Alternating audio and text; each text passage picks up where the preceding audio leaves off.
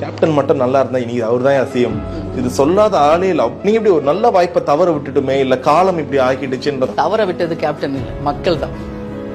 புரியுதுங்களா? இந்த நல்ல வாய்ப்பை தவற விட்டது தமிழக மக்கள். 40 ஆண்டு காலம் அவருடைய உழைப்பு. அவர் என்ன சொல்லல இந்த 40 வருஷத்துல யோசிங்க. இன்னைக்கு நல்லா இருந்தா அவர் தான் முதல்வர்னா, அப்ப 40 வருஷம் அவர் சொன்னது எங்க போச்சு?